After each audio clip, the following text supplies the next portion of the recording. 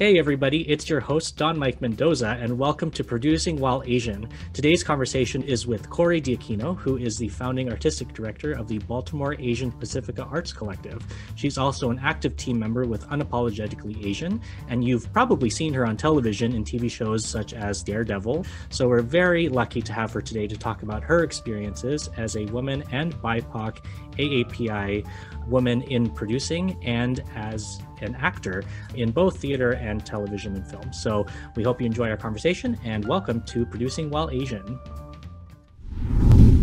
You know, holding down that call button won't get me here any faster. I'm sorry, I need another pill. What happened to the one that you had? It's gone. I have looked everywhere for it. Look, someone must have come in here and cleaned while I was asleep. Dr. Bloom, we can't just give you another pill. Says who? Says you, remember? No matter what I say, don't give me anything more than what's prescribed. Oh, that was different. That was to stop me from abusing the medication. Just test my blood. You'll see that I'm clean. We can't. The morphine from this morning is still in your system. Oh my God, all I am asking for is that you replace one tiny little pill. Is that too much to ask? I will page Dr. Liggett, okay? No. Welcome, Cori Dioquino, to Producing While Asian. How are you today? I'm good. Good. It's so exciting to have you. And I know you and I have gone back and forth and tried to figure out what we could do together. And, you know, we collaborated in 2020 a little bit on a project that you had. And it's so good to just sit here and talk to you about you and about where you came from and what your history is and your experience in not just being a producer, but just in the arts as a Filipinx person. So I'm going to let you take it away. So Cori, tell us a little bit about yourself and how you kind of landed where you are. Oh God, it's know, so weird. Like, I know, right? Well, I was born in Pasay.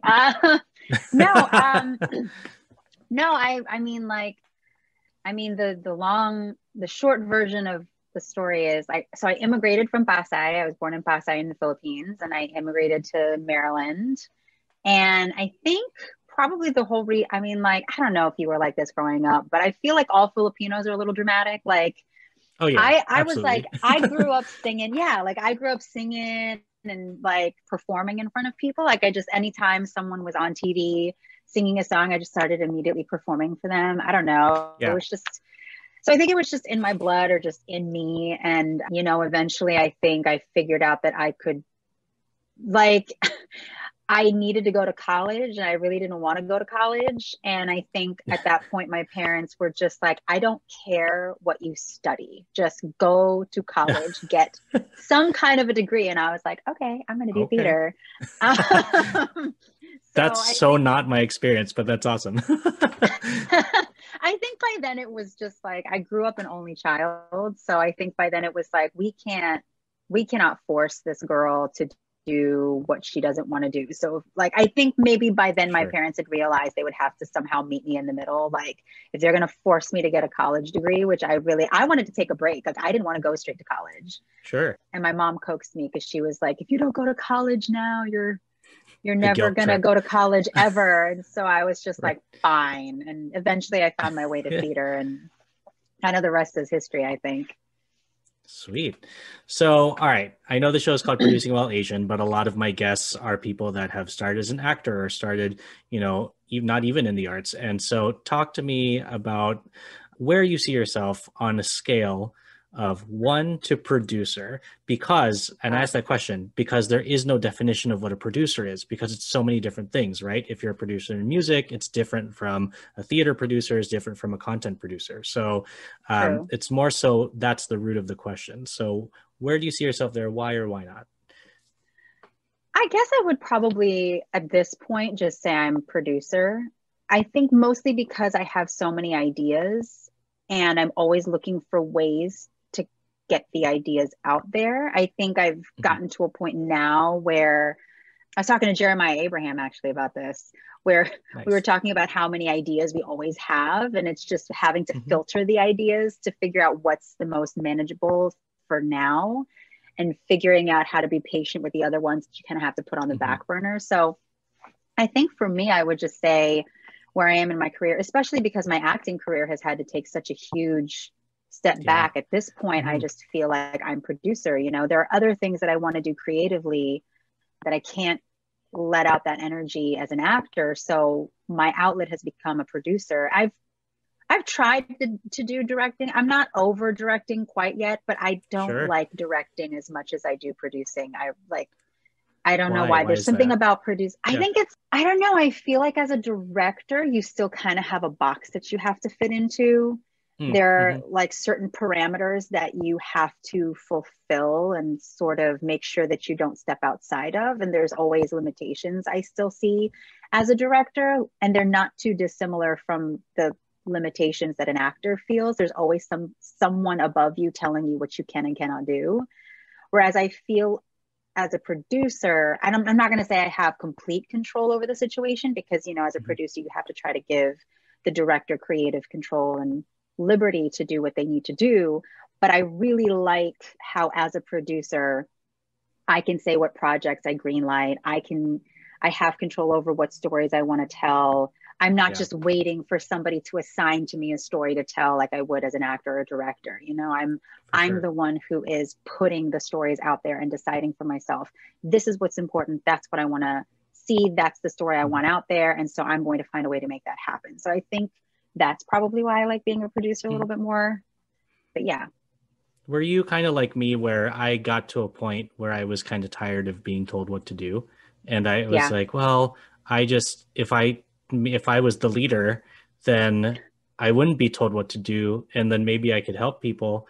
And right. a way of like kind of, I don't say healing trauma, but like going back and like maybe self-correcting a little bit for the next person. So was that kind Yeah. of what you experienced a little bit in your time so far? I think so too. I think I accidentally fell into producing. I don't think I called myself a producer until I actually got a producer's residency. And it ended a lot sooner than we had expected it to. But by then I was just like, well, like, I guess I'm officially a producer. Somebody gave me a residency to produce stuff. And it was funny too, because 2 years before that, my friend Stephanie, when I was talking to her about all of the ideas that I had and all the things that I wanted to do, she literally called me out and was like, it sounds like you want to be a producer, Cori. All of the things that you're talking about, this is stuff that producers Yeah. do. And it just sounded so daunting to me at the time. I was Yeah. like, I'm not a producer. I can't produce. What are you talking about? I don't know how to do that. That sounds like a lot of stuff to Right. do. And then she saw me. She's an actor. She just moved back to LA, but she saw me when we were both auditioning for something in DC. Mm. And she kind of laughed at me and she was like, hey, remember that time when I told you that you're a producer and you were like, no, I'm Right. not. Look at you now, looking like doing all the producer things. And I think it sunk in during that audition because it was for a production of White Pearl here in DC. Okay. Yeah. And Yeah. I don't really like to do theater, but I was like, oh, it's a play with Asians in it. And there's at least Right. one character that I can see myself playing. I would be really stupid if I didn't audition for this. And one Hmm. of the actors, when she realized that I was auditioning, she was like, oh my God, I thought you were like one of the producers for the play, just sitting here in the lobby taking a break. And I was like, what? Oh. And she goes, now that I hear that you are a producer, that's probably why I thought it. She was like, I didn't want to say anything to you because I literally thought you were a producer on her coffee break. Oh, I was just like, wow. oh, I guess yeah, it was weird. You It just was give really that crazy. I air. think Yeah. I don't know. I think that was when it sunk into me. I was like, okay, so I'm given those vibes. I don't know how, but I guess I'm a Hmm. producer now because like people are reading that vibe off of me. But Sure. I think I think also too, yeah, I think I got tired of people telling me what to do, like you were saying. But it's interesting, right? Because you always think you can do it better. And then you Hmm. get put into the position, like when I produced my first theater production almost 2 years ago. I'm like, last year. No, that wasn't last year. I know, 2 years Um, because the year that's missing, which is I last year. it was our blip, right? Like in the event, Hmm. I've been Yeah. watching Falcon and the Winter Soldier, and they keep talking about the blip because I was watching Right. WandaVision. I was like, the 2020 was our blip. That was our blip. Yeah. Totally. That's our blip. But no, when I remember producing that, and of course, in the tradition of theater, everything that can go wrong went wrong. Of course. And I had Right. never produced anything in my life. And I just I internalized everything. Like, I just remember being like, oh my God, all of these things went wrong. I'm such a failure. I can't believe it panned out. And it wasn't even a failure. Like, it was actually a very Sure. successful play. And I remember having to unpack that in therapy. And my therapist was just like, why do you keep saying you failed? Did it actually fail? And I was Oh like, man. No, it was actually really successful. She was like, so where is this feeling of failure coming from? And it's Mm-hmm. weird, right? When you're a producer and Yeah, you have this idea, this expectation of how you want things to go, and it just right, doesn't pan out the way that you want it to. It's not like when you're an actor and things don't go the way that you want it to, right? Like you can right, right. improv your way out of that. But when you're a producer and it has to do with money and time and resources, it's a little bit more daunting. So, yeah, I think there was this sense of, I want to do it, I want to do it better, but also the realization that, well, you're going to have the same challenges that everybody else has along the way.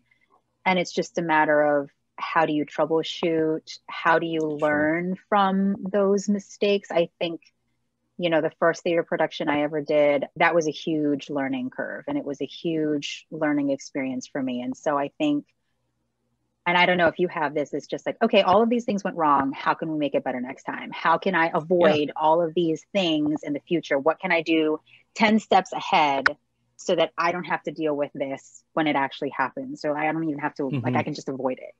Yeah, I So, feel like I've come to love the post-mortem meeting. Like I mm, used to be afraid of those as a younger producer because I was like, oh my God, everybody's going to tell me what I did wrong and like blah blah blah. right. But it really is just a chance to, for lack of a better phrase, pick that scab. Because as Asians, we're told you either succeed or you fail. There's no middle. Hmm.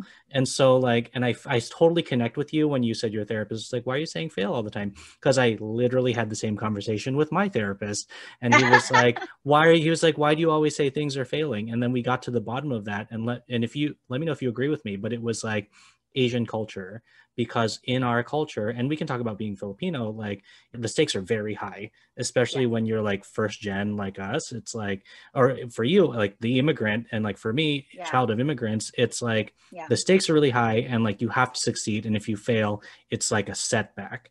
And it kind of bleeds into all parts of your life where you're like, Yeah. oh, like my relationships, if that person doesn't like me after the first date, it's a failure.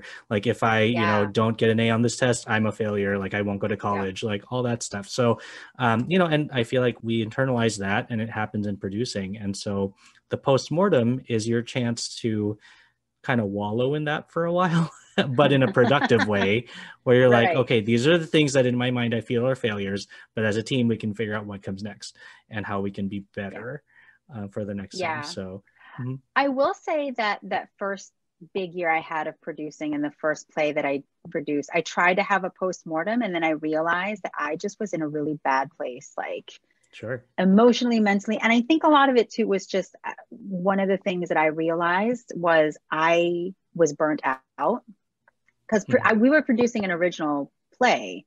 It was Yeah. called Torn Kid, and we were producing that from beginning to finish. I had been working on that for a year at that point.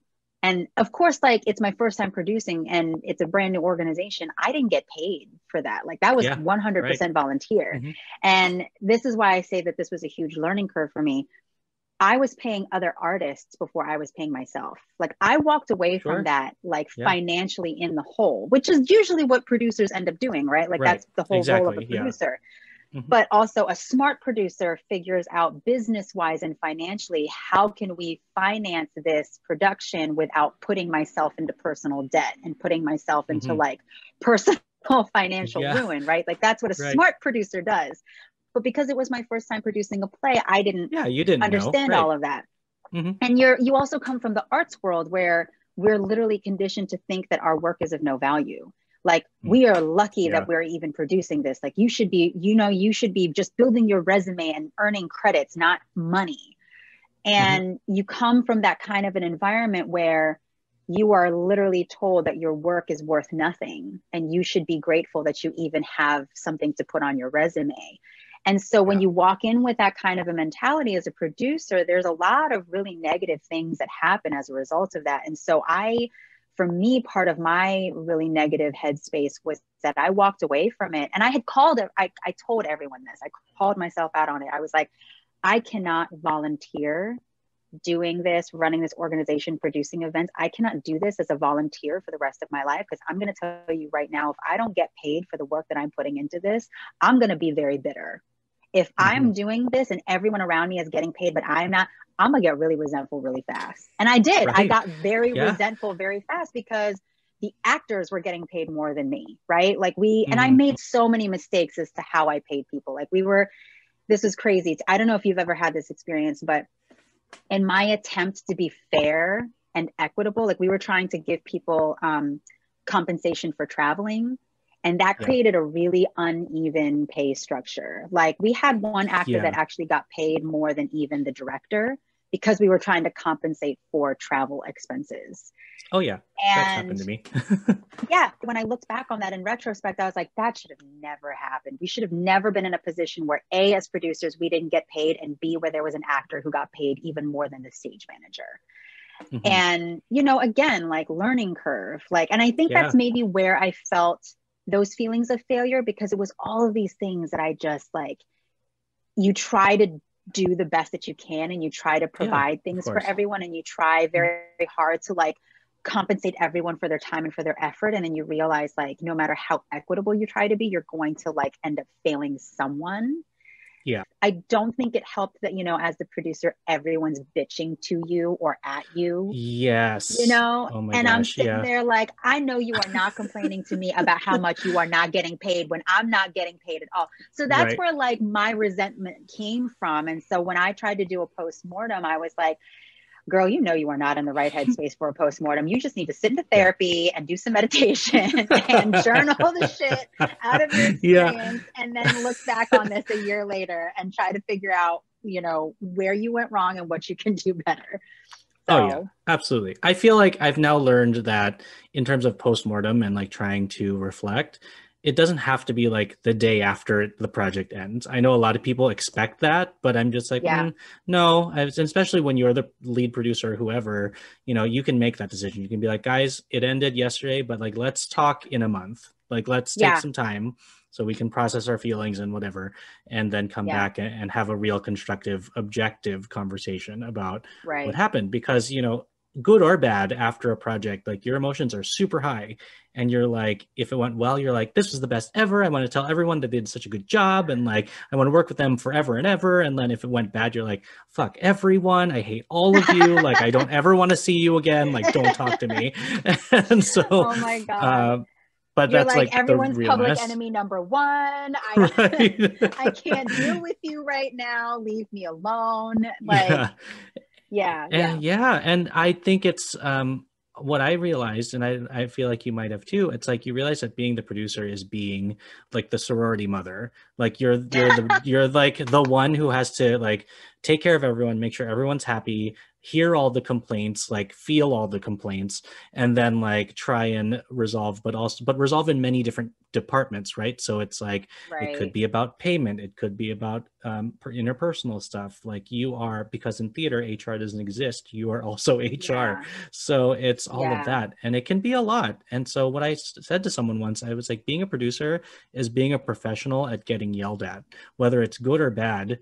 Everyone's always yelling at you about something, and you're like, okay, you just have to try and take it with pride. Woosah it out, and like take it with some grain of salt, because it just, everyone's very hyper personal in our field. I think also too, especially that first experience, one of the things that really kind of did not sit well with me at the time, and why I internalized so much of it, was if one person does not do their job, everything goes to shit. And like, that was one of those situations where we had a couple of people like high up that were not following through with their responsibilities or the things that they had said that they would do. And so of course it fell onto me and another person, but there wasn't a lot of communication that was happening. And it was weird too, because it was a collaboration between our organization and somebody else. And so what we realized in retrospect, and we did end up having a postmortem, me and this person, we had it like almost a year later, because we were just not ready to do it. But she and I had a postmortem, and what happened was we realized that we didn't want to come to each other with our problems, because she was representing that entity and I was representing this entity, and we were worried about complaining to each other and revealing information that we couldn't. And then when it was almost a year later, we were like, fuck it. We're just going to let it hang. What were Yeah. you going through, girl? And so for me too, you know, it was really hard to not take everything personally because, Yeah. you know, if things go wrong, then I felt like everyone was looking at me. Like, why did this go Hmm. right? Why did this go wrong? I said that, like, and I'm just like, you do it. Why Right. didn't you do it? Like, Yeah, why like are you you looking do at it me? then. So I think that's why I got into this really bad headspace because I was already burnt out because we had also just started this, or I don't know why I thought starting an organization and producing an original play Same time. would be good. Like, Yeah, would be a good idea. Like in retrospect, it was great. But like if I were to do it yeah. over again, I'd be like, give yourself a year, girl. Like give yourself a year. Right. I feel like we all But go yeah, through like without realizing it, like a Shonda Rhimes year of yes without realizing we were doing that. And like in the worst way where we're like, let's just say right. yes to every project. And then you're like, oh my God, like I can't handle Why all am of I this at doing this? once. Right. Yeah. Well, the other thing too was, you know, we were going on momentum, you know, like everyone Mm-hmm. was talking Oh about us, yeah. everyone was talking about us. We have to go by momentum because if we don't Mm-hmm. take advantage of this momentum now, which now, as I'm saying this, I'm realizing why I'm feeling burnt out right now because I'm like, oh, there's momentum, there's momentum, there's Yeah. momentum. We have to take it. But like, you know, you realize that momentum isn't sustainable all the time. Yeah. Like if you want to ride momentum, you have to structure it in a way that will be sustainable in the future. So I hope that I've learned from that experience or that inexperience now because there Of course. is this unfortunate momentum that's happening in our community now. And, you know, we are trying very hard to be like, okay, while all eyes are on us, how can we use this moment to expand what it is that we were already doing? Because, you know, our whole mission as APAC, as Asian Pacific Arts Collective, is to amplify AAPI voices. And right Mm-hmm. now, with everything that's happening in the nation, this is a time where AAPI voices and stories is so important. So yes, there is this momentum, and I'm trying really hard to be cognizant of burnout mode because I've Yeah. already went through that. And now that I understand what it is and how to recognize it in myself, I'm trying very hard to be like, okay, girl, like, yes, there's momentum. Take your time, set the building blocks, get things into play. You know, let's be a little bit more organized about this and acknowledge certain things that are probably going to happen and what you can anticipate might go wrong. And so I hope I've learned from that experience. You never know, right? Because every Yeah. producing Yeah. experience is a little different. Right. It's always different and you meet different people and, you know, each project I feel will present its own challenges. Hi, my name is Jeremy Powell, co-host of the Oranges, Oranger, Browns podcast. Check us out anywhere you listen to podcasts. For all your Browns coverage, post-game, pre-game, anything you need Browns, you'll find it here on the Oranges, Oranger, Browns podcast. Bar owner across the street called it in yesterday. Bar owner say anything else to you? He saw a black guy parking his van here, told him the spot was reserved. Black guy flipped him off. They got into it for a few minutes. Then he ran off and jumped into a yellow cab. The cab was waiting for him? He was driving it. What time was this? Around 2 a.m. Hey everyone, I'm Cori Dioquino, and you are listening to Producing While Asian. As a person of color, because our experiences starting organizations and being the producer is very different, right? Because there's this like Right. slight air of higher expectation that you Right. hear all the time about, like, if I mess it up, I mess it up for everybody. Everyone, yeah. So tell me a little bit about kind of how you went into creating your organization, going with that mission that you had, and then how that kind of led you to your social activism now, like how you got involved with Unapologetically Asian and Racism is a Virus, and how all of that kind of gels together within your moniker of being a producer, because I feel like it's all relative, right? Right.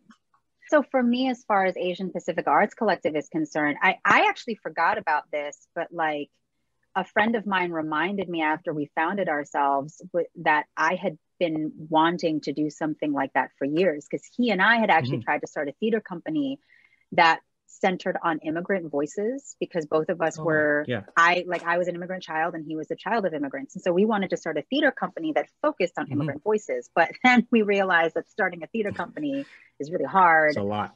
Yeah. It is. And then with APAC, what ended up happening was I had a blog at the time called I'm Not a Ninja.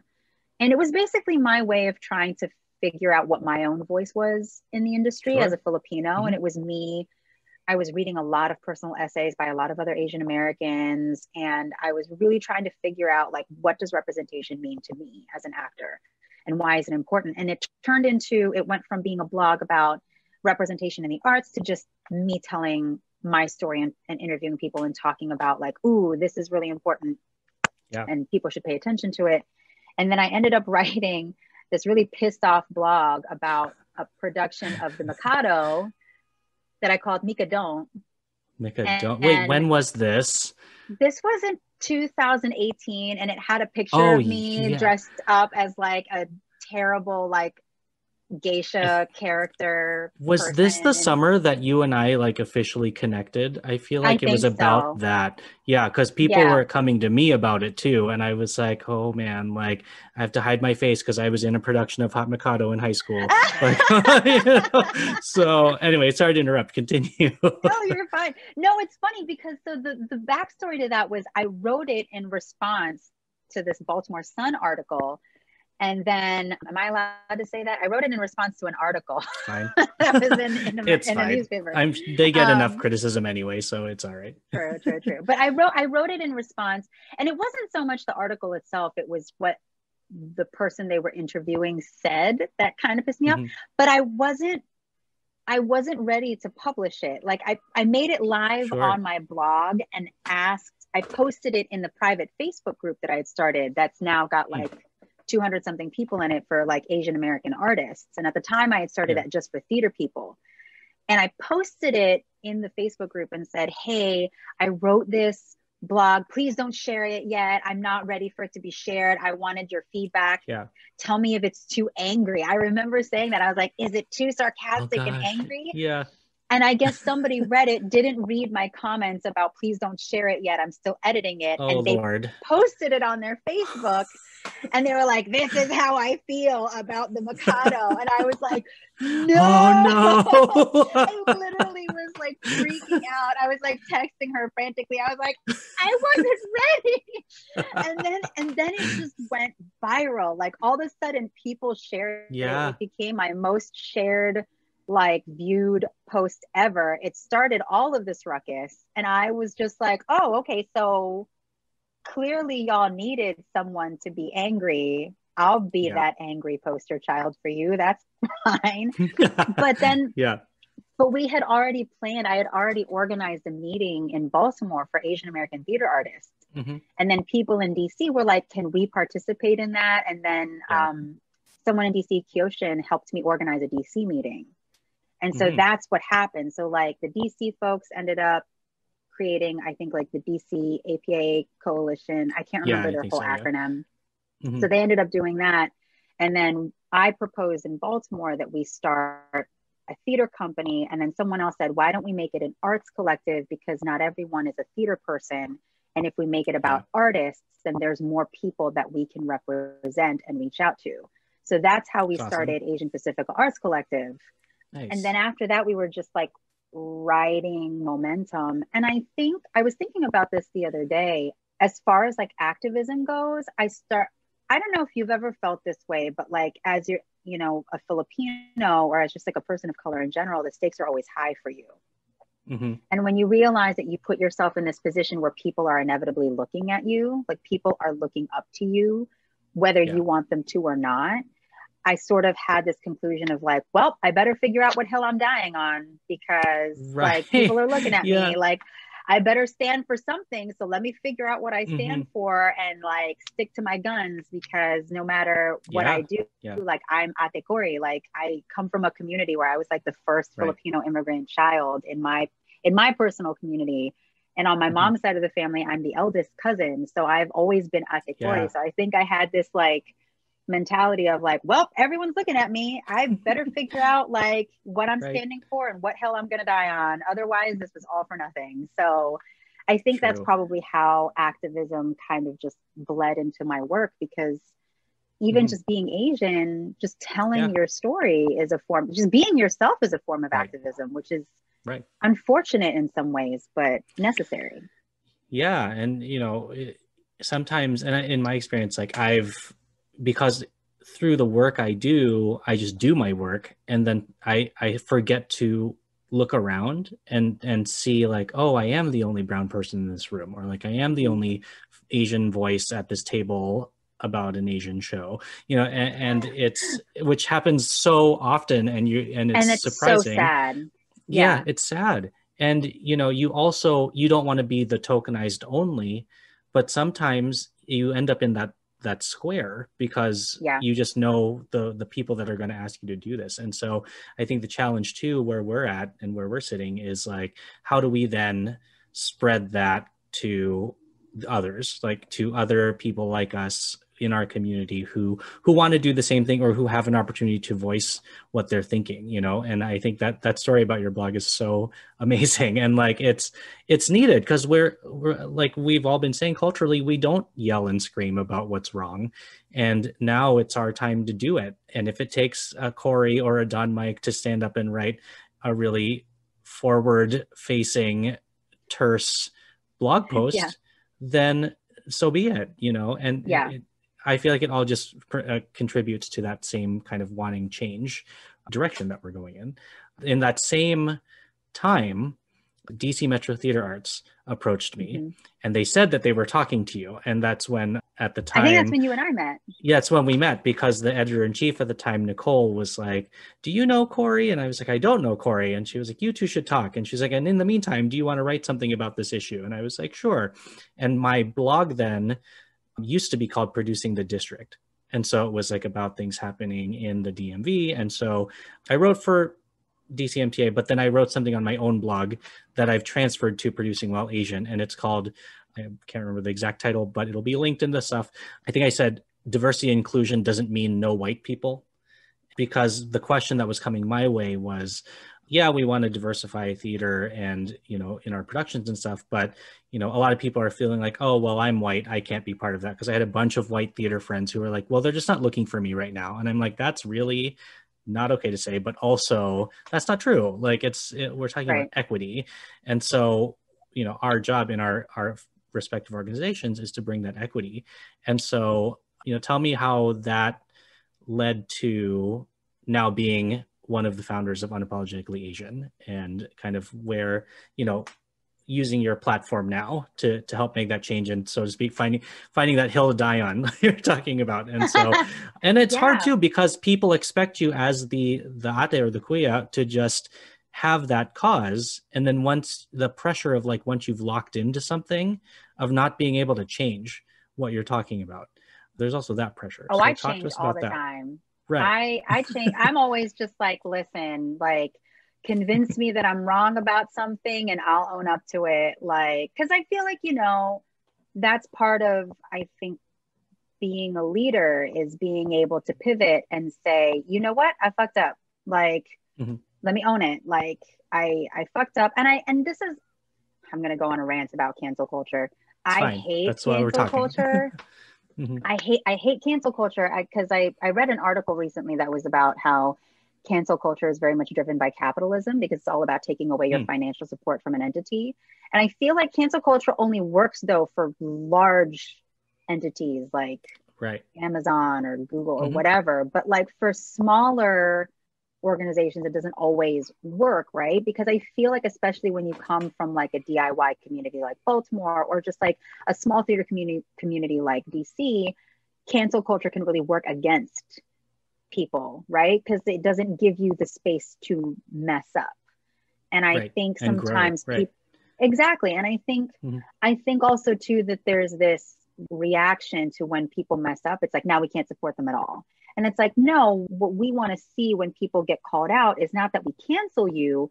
What I want to see when people get called out is, okay, I acknowledge it, I messed up, and these are the things that I'm going to do moving forward to show you that I have changed and that I've realized that, because I would love to see a leader who is like, yo, I messed up, but I'm not going to step down unless they really, really have to. Unless you like did something horrible. Yeah. Unless it's like really, really egregious. Right. But if it's just a matter of like, oh, there was a situation, I really messed up. I don't necessarily think that person has to step down, but I do think that they need to step up. I think that's what it is, right? Yeah. You have to realize, like, when someone's getting called out, you don't necessarily have to step down. You just have to step up. And how do we how are you going to show us that you're stepping up, you know? So I think sometimes cancel culture can really work against people. That's my rant on cancel culture. No, I mean, it needs to be but- said because a lot of people assume that the right answer is cancel culture, and that because everybody's doing it, that's what they should do. And it's in my mind, it's a case by case basis. Like you can't just keep canceling everything, because then eventually you'll end up with nothing. So then what do you do? And so, yeah. And that's not a conversation either. If you just, you know, a person walking away from the conversation, well, now the conversation is over.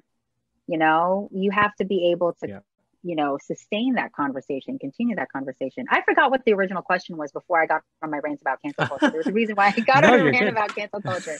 Why was I talking about that? Why was I talking about? What was your original question? Well, I was kind of leading you to talking about your activism work now. So, okay. With cancel, yeah.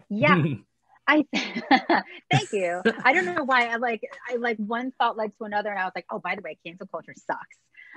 No, that happens to me. Sometimes you get like hype, like something, and it might be that something triggers that thought in you, and you're like, this is something that I have a lot of thoughts about. And so, no worries. Yeah.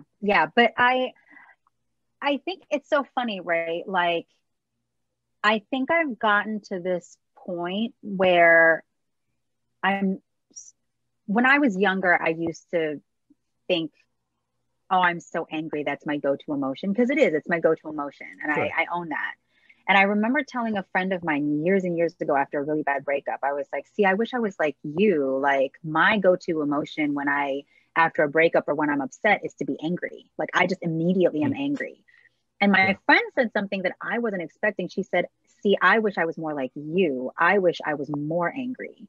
She goes, I feel like I'm not angry enough about the things that happen in my life. And she was really big into psychology. So she was reading all of these articles, and she said a lot of psychologists consider anger to be the most productive emotion in the human psyche, because it's the one that forces you to act, to make some kind of a change in your situation. True. You know, you get angry about something, you do something about it, you know, and also it can be the most destructive emotion in the human psyche. But, you know, I think I've sort of looked back on that in retrospect, and I've realized how my anger has actually saved me a lot of times, you know, not just in real life situations where I feel like I have to protect myself, but also just even in my career, you know, the fact that an accidental viral blog about just me being angry was what resonated with people. I'm starting to realize that what my friend said years ago about like, I wish I was more angry, I'm not angry enough. I'm starting to realize that maybe that's just like a cultural thing. Because even in American culture, like, you know, 7 deadly sins, wrath is a 7 deadly sin. I'm like, wrath not to be mistaken with anger, guys. Anger is a basic human emotion. Wrath is destructive, not anger. Right. So I'm starting to realize that, you know, maybe setting the example of how to be angry is probably a good thing. Because I don't think, especially when you're a woman of color, being angry can be a really dangerous thing, right? Like, it's not always safe to be angry. So I think for me, that's how I got involved with like the team from Racism is a Virus and Unapologetically Asian, was because Diane, you should meet Diane at some point. Diane Phelan, I posted my Racism is a Virus post where I was just like, I'm being provocative. Do I have your attention? I'm flipping off the camera.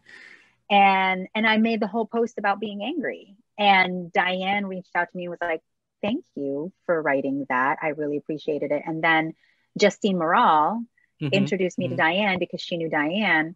Then Diane and I are now like in quarantine. Now we're like best friends. And we're always talking about being like, awesome. I'm literally like, how is this happening? Like, I've never met you in person, and somehow you've become like my best friend in the last year. But yeah, so that's how I got involved with them. Was like literally we bonded over just being angry and being frustrated that we felt that more people weren't angry enough. And I won't say I don't consider myself a founder of Unapologetically Asian, but I was on the founding team. Like I was, I helped a lot. Like I was on the launching team, I think is probably a better way to put it. Because Diane is like the mastermind. Diane and Jeremiah, I think, are like the masterminds behind that.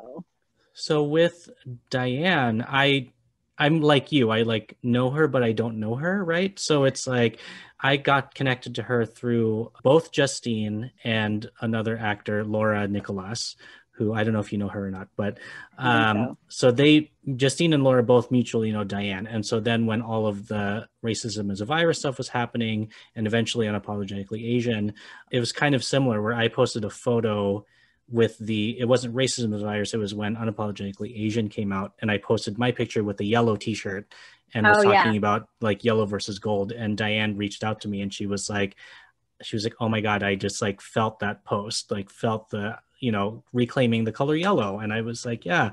So she was part of an event that we did last fall, I think, with the election, and we pulled her in to something to talk about both organizations. And so, yeah, I hope to meet her in person one day too. And she's just an incredible we're all going to take a trip. person. You, me, and Justine and right? Katrina, we're all going to take a trip up to New York, and we're just all going to like just one big hang.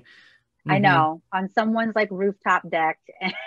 Right. Or rooftop. We're just gonna have a barbecue. We're just all gonna hang out, like just all the Asians. Yeah, if he hasn't moved yet, I know who does have an awesome rooftop in New York, Vishal Vaidya. He's in Harlem, and so that his rooftop is pretty epic. It's so maybe I'll ask him. Be like, so do you want all the Asians to come over? We'll just have a bunch. We'll do like several rooftop barbecues, like all in a row, like all one weekend. I'm so excited for that time. Right. Oh my God. We're almost there. We're almost there. Like I'm getting my first vaccine tomorrow. I'm so excited. Oh, congrats. Which one? Do you know ahead of time? I don't know yet. I know it's either Moderno or I say Moderno. Moderno. I like go all Spanish on it. Moderno or Pfizer. If you're Filipino, there's no F, so it's just Pfizer. There's no F. Pfizer. Pfizer. It's either Moderno or Pfizer. One of That's awesome. Well, good luck. It's I just finished my second dose the other weekend, and that second dose doesn't play. The first dose was fine, and the second dose I was like, is this what COVID is like? And then I was like, it's only for a day and then it's gone. But I'm like, okay. I think I described it as like COVID has a chance to like punch you in the face once, but then it doesn't get to anymore because the vaccine is like, nope, you're done. Anyway. I'm like anticipating it because I'm getting my first dose tomorrow, and then you have to wait to get 3 weeks. Yeah. 3 weeks, or if it's the other one, it's 4 weeks. And I'm actually, of course, I'm producing something else, but our shoot date is May 1st. And so I'm debating about pushing it back maybe a week or two, because I'm like, well, now that I'm getting my vaccine, that's about the time that I'm due to get my second shot. So I'm like, maybe I should push it back a week just to be safe. Like, because we also have like rehearsals. Like I want to rehearse in the space the weekend before. So we'll see. Yeah, we'll choices. See, producer choices. It's like, I know, right? Do I want to survive a pandemic or work on my art? It's choice, maybe I'll get the second dose and I'll just like plug through it while I'll use it as motivation as I'm like performing this thing that I'm producing. I'll just be like, I'm dying. It's fine. So can you? Hi, my name is Sam Post, owner of Phenomenal CBD store and PhenomenalCBD.com. That's like phenomenal, CBD.com. Tune in where we talk with experts about how the amazing hemp plant can make a difference for people's health and well-being. From the Press Play Podcast Network.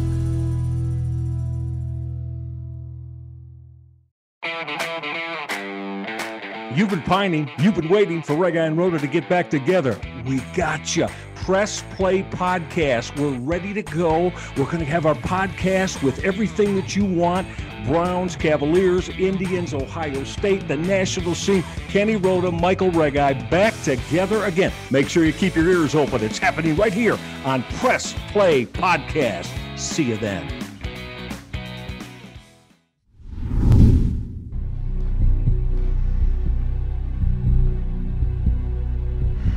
This is a sting.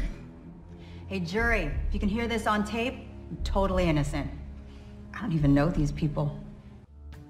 Hey everyone, I'm Cori Dioquino, and you are listening to Producing While Asian. Can you talk about that project yet, or is it still under wraps?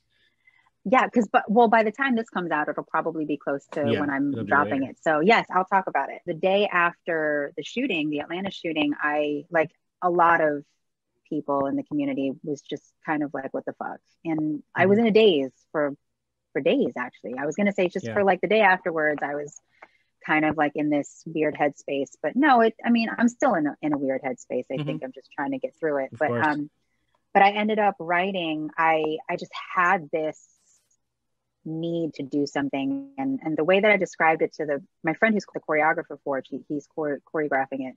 I told him, I was like, I think this was my way of controlling what I could, because I felt like there were so many things that I couldn't control. Yeah. And so for me, this is my response, because it's like the only thing I can control are my actions and my reactions. And this is both an action and a reaction. Like, I don't know what else to do, so I'm going to do this. So I ended up writing something that I intended to perform. And I really just wanted to make an art piece out of it. This is all of the things that I'm feeling. This is my anger. This is my hate. This is my frustration. This is my grief, all into one thing. And I wrote it with the intention that it would be performed with movement and films as kind of like one artistic piece. So we'll see what happens. We're still in pre-production. Hopefully it will be dropped sometime in May. It really depends on if we have to reschedule the shoot because of my COVID vaccine. But yeah, so we'll see. We'll see. My goal is to have it out before the end of May, and I think for me it's too, APAC is doing an arts contest as well that we're about to really announce. We're gonna open submissions for it in May as well. And we've actually decided that we're gonna make this arts contest for the whole East Coast. Oh, wow. That's great. Yeah, because we were really thinking about it, and basically, Catrice and I, who's the other co-executive director, and our advisory committee, basically we're just kind of like, we need to go big or go home. Like, all eyes are on us. People are looking at us. People want to hear AAPI stories right now. And now is the time more than ever that we need to be sharing them. And so that's why we want to extend it to the East Coast. So we're in the process of, fundraising and getting sponsors, and we're going to open submissions to online. Our goal is to open up submissions May 31st. But as we're planning all of this, it's like we're trying to empower and encourage other Asian artists to tell their story through art as a form of, kind of defiance. Like, I am telling my story in spite of everything that is happening, because this is what needs to be done. And I kind of had this epiphany of, it's like, I can't empower other people to use art to tell their story if I'm not telling my own. Because what use is that? So I was like, I'm going to create this piece for myself, not for anybody else. I'm going to create this for myself. I'm going to use art. I'm going to tell my story, and I'm going to do this. And, maybe it'll empower someone, maybe it won't, but really it was just, it was one of those projects where it's like, if I don't do this, I'm going to regret it. And so I have a videographer, a choreographer, we're working, we have a space, we have a shoot date. So hopefully we don't have to push it back, but yeah, so hopefully everyone will see that sometime in May. Sweet. So that leads me to my next kind of second to last question. So, well, actually we can do that question last. This question is more specific. So tell us, given everything you've experienced so far and the opportunities you've had as a producer and kind of the people you've been able to work with, if you had, I'm not going to say one because that's always so much pressure, so I'm going to let it be more of an open-ended, but if you had a fruit basket of advice to give to AAPI people who are looking to either dabble in producing or support a producer or just learn more, like what, or to even get into this career field, what would your kind of pieces of advice be? I think the same advice that I got so many times throughout my career is just do it, and I think we always think that there are roadblocks, we always think that I guess the way that I like to see it is that a task always seems daunting until it's done, right? Like, Yeah. you have no idea how you're going to get it done until you actually do it. Like you can sit there and plan your whole entire life and, never get anything accomplished. But, I think part of being a producer is learning, how to have this balance of how do we ride momentum and also plan at the same time. And it's kind of these two simultaneous things that you always have to sort of have in the back of your mind, is that you're always trying to create a sustainable option, but also you're trying to take advantage of a moment that you have, right? Like, this is when I have this idea, I'm going to do it now. And also I think, the very, very first film I ever produced is still not done because it's not, we filmed it in 2018 and it never got finished because I learned the hard way that all of the money and the effort goes into post-production, goes into the editing. And, for the longest time, I was like, we're going to get it done. We're going to get it done. And now I'm just like, I don't even know if it's ever going to get done at this point. Like, I don't understand. Is it all, that. And it's all shot now and done? It just needs to be It's all edited? shot. There's a rough edit. And I'm still like, at some point we're going to finish this and drop it on Vimeo, and it's just going to be its own thing. And I'm not even going to I'm not going to think about it. Like, at some point I'm going to finish it, I don't know, maybe in 10 years when the child who was in it is like 20, but it's like that one movie where they like followed someone for 20 years, except there's a kid in it and now he's like 14. And when we shot it, he was like 11 and now he's like a teenager. And I'm like, by the time we do this, like, Nico's going to be in college and he's going to be like, oh, okay, cool. Like, look at this thing I did when I was 11. Everyone's going to be like, I want to book that kid. Where is he? Oh, he's in college now. he's a grown-ass man. He's like, his voice is dropped and he's got an Adam's apple. I don't think you're going to get the same result. But no, I think if I were to give, God, I hate giving advice. I think if anything, just like from my own personal experience, it's just like, don't be afraid to fuck up. You're going to fuck up no matter what you do, man. Like, absolutely, nothing is ever going to turn out the way you want it to. But I think, if you give it the chance, if you even just try it, you might end up getting something else that is like beautiful in its own way. Like, things are beautiful not because they're perfect, but because they're imperfect. So I think that's the thing, right? Like, totally. And don't be afraid of those unfinished projects. I have a lot of those. It's fine. You're not a failure if you don't finish a project. That's what I learned the hard way.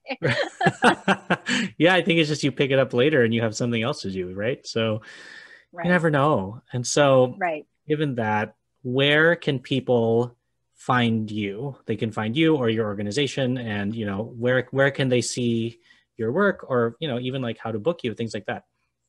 Yeah, well, right now they can look at my website. It's CoriDioquino.com. For Asian Pasifika Arts Collective, we have a website as well. It's BaltimoreAPAC.org. So people can see that. As far as the video piece, the art piece that I'm going to drop in May, don't have a drop date yet, but more than likely I'll be dropping that on YouTube and also probably on Facebook and my website. So yeah, I'll probably be posting stuff about that on my Instagram too, just kind of like sneak previews and stuff like that. So we'll see. Well, thank you again so much for coming on and sharing all of your experiences, and hopefully, I definitely look forward to having you on again if there's anything else that comes up in the future, or just want to come and hang. Season 1 is all about kind of small one-on-one or small group conversations, and then hopefully down the road we'll have crossover episodes where we talk with different people from different places. So I'm so glad you could be part of season 1. So thanks again. Thanks for having me. Thanks for listening to today's episode of the Producing While Asian podcast.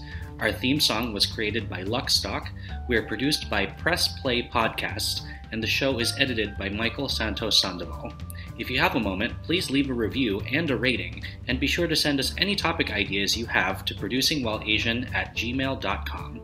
To follow us, stay updated, and read our blog, visit www.producingwhileasian.com. We hope you join us again soon.